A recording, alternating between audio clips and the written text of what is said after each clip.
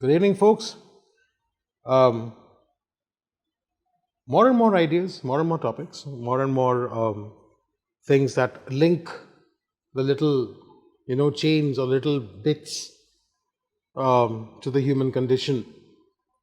Earlier, earlier, I've talked about acceptance in my previous episodes.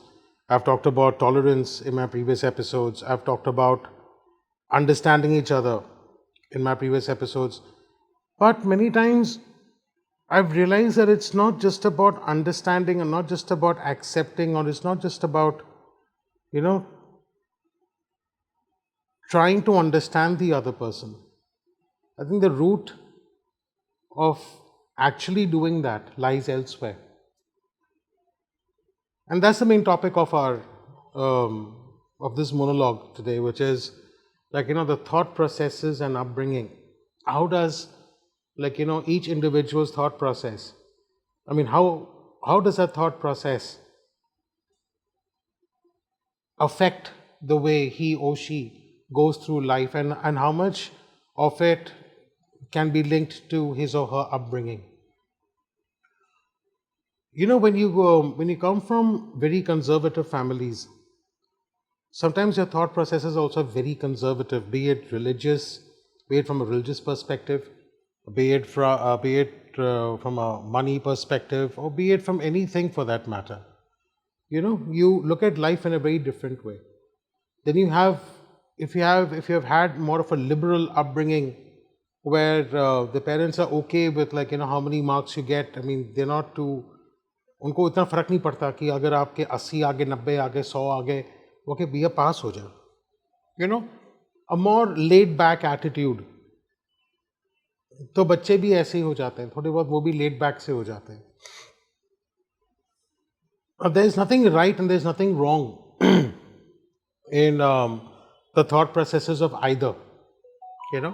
Sometimes बहुत बार आपने ये देखा होगा कि कुछ लोग ऐसे होते हैं जो लाइफ में बहुत जल्दी चीज़ें, मतलब जैसे सक्सेस हो गया या फैमिली होगी, कुछ होगी, वो बहुत जल्दी अचीव कर जाते हैं. और कुछ लोग हैं जो बहुत देर से उनको वो चीज़ें मिलती हैं. You can't blame everything on astrology here. You also have to look at how the upbringing of that person has been, and how is the thought process of the generation that has brought him or her in the forefront today. So this is what I want to talk about right now. And and it's,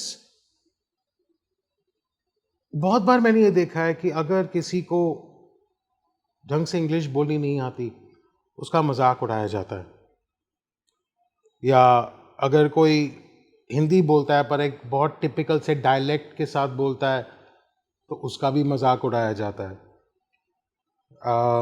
कुछ बहुत well to do families होते हैं, कुछ middle class families होते हैं.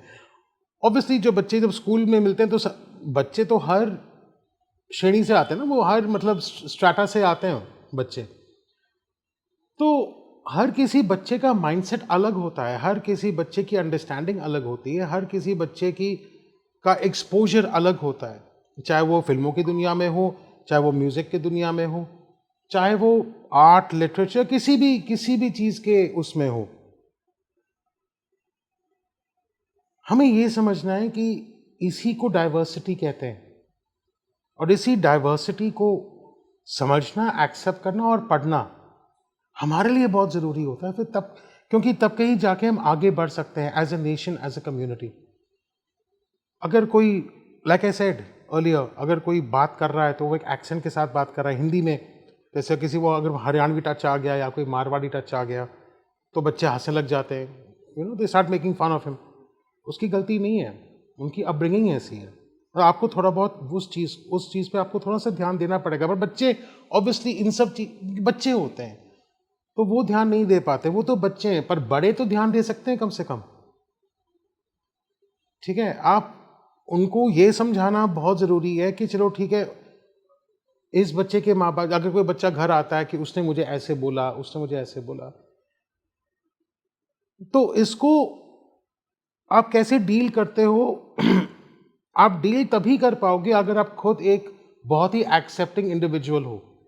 अगर आपके दिमाग में ये है कि नहीं नहीं हम तो साउथ इंडियन है, ये नॉर्थ वाले ऐसे ही बिहेव करते हैं, या जी नहीं हम तो पंजाबी है जी, ये साउथ वाले ऐसे ही बिहेव करते हैं। तो आपने जनरलाइज करना शुरू कर दिया, और इस जनरलाइजेशन के की वजह से ही बहुत सारे मिसअंडरस्टैंडिंग शुरू हो जाते हैं, बहुत सारे प्रॉब्लम शुरू हो जाते हैं।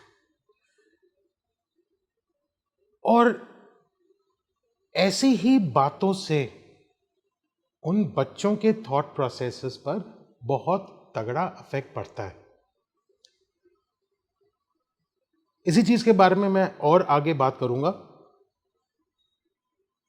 पर जाने से पहले ये चीज जरूर बोलना चाहूंगा कि अगले एपिसोड के लिए प्लीज बने बने रहें, क्योंकि अगला एपिसोड इस एपिसोड के कंटिन्यूएशन में ये भी समझाएगा कि ये पॉइंट जरूरी क्यों है। Thank you.